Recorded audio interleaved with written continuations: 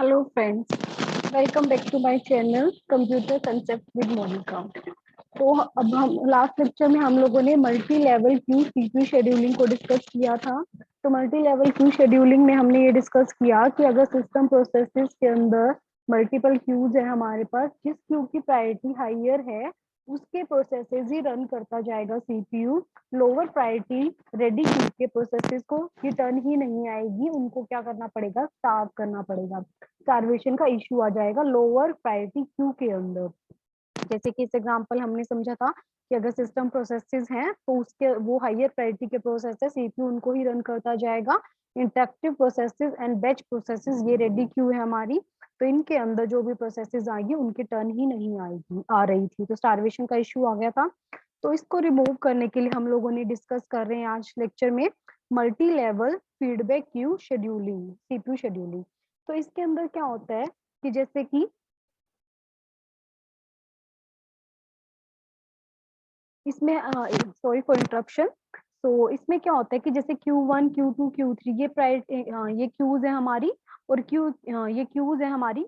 तो जो Q1 है वो राउंड रोबिन को फॉलो कर रही है, Q2 भी राउंड रोबिन को फॉलो कर रही है, और Q3 FCFS शेड्यूलिंग को फॉलो कर रही है। तो इसमें क्या है, सपोज करो low priority queue, Q3 is the low priority queue.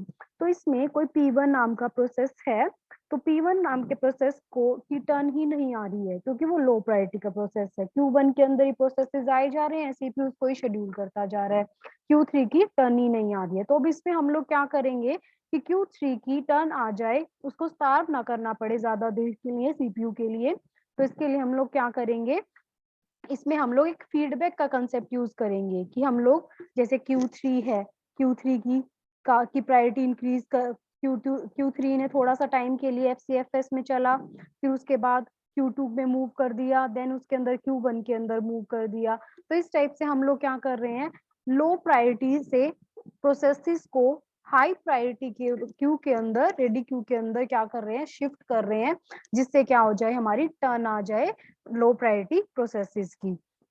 तो इसमें क्या हुआ, प्रोसेसेस को हम लोग बिटवीन द क्यूज मूव करने की परमिशन दे रहे हैं। ठीक है, प्रोसेसेस रेडी क्यूज के अंदर क्या कर रहा है, मल्टीपल क्यूज के अंदर मूव कर रहा है।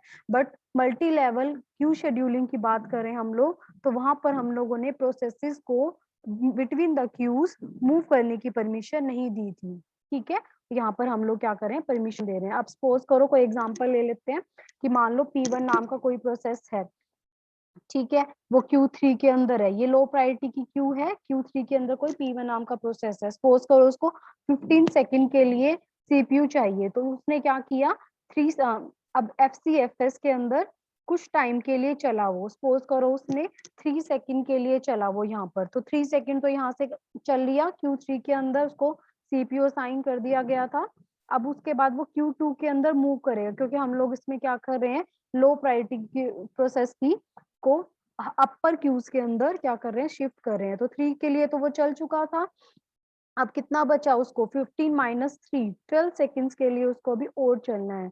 तो Q2 के अंदर आएगा, Q2 का राउंड रोबिन फॉलो कर रहा है वो 8 सेकेंड के लिए। ठीक है, तो वो प्रोसेसेस 12 सेकेंड के लिए बचा हुआ था, 8 सेकेंड के लिए अब Q2 के अंदर रन होगा। ठीक है, तो कितना बचा, 8 सेकेंड के लिए और उसने रन कर दिया, 12 सेकेंड बचा हुआ था, 8 के लिए चल पड़ा, और फिर उसने कितना बचा यहाँ पर, 4 सेकेंड के लिए।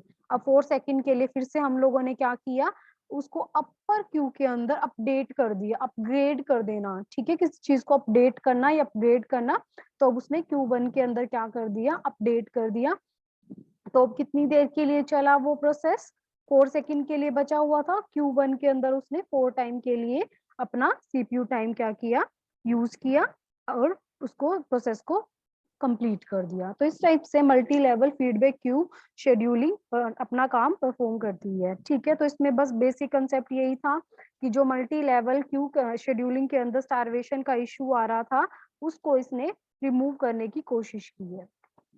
तो इसकी एडवांटेज क्या है, ये फ्लेक्सिबल है। फ्लेक्सिबल क्यों है, क्योंकि ये प्रोसेसेस को अपर क्यूज के अंदर क्या कर रहा है, हायर प्रायोरिटी क्यूज के अंदर मूव करने की परमिशन दे रहा है। ठीक है, तो ये सबसे बड़ी इसकी एडवांटेजेस है, और ये स्टार्वेशन के इशू को इसने क्या कर दिया है, बहुत हद तक कम कर दिया है। तो डिसएडवांटेज क्या है, ये कॉम्प्लेक्स है, सीपीयू ओवरहेड ज्यादा है इसके अंदर, क्योंकि सीपीयू को क्या करना पड़ रहा है, बार बार कॉन्टेक्ट स्विचिंग में वो ज्यादा जा रहा है सीपीयू, ठीक है। तो ये क्या है इसकी लिमिटेशन, और इसमें अंदर हमें बेस्ट शेड्यूलर चाहिए जो हमारी जॉब्स को क्या कर सकता है, सेलेक्ट कर सके।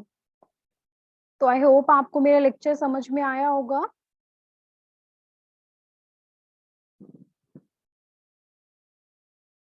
Thank you.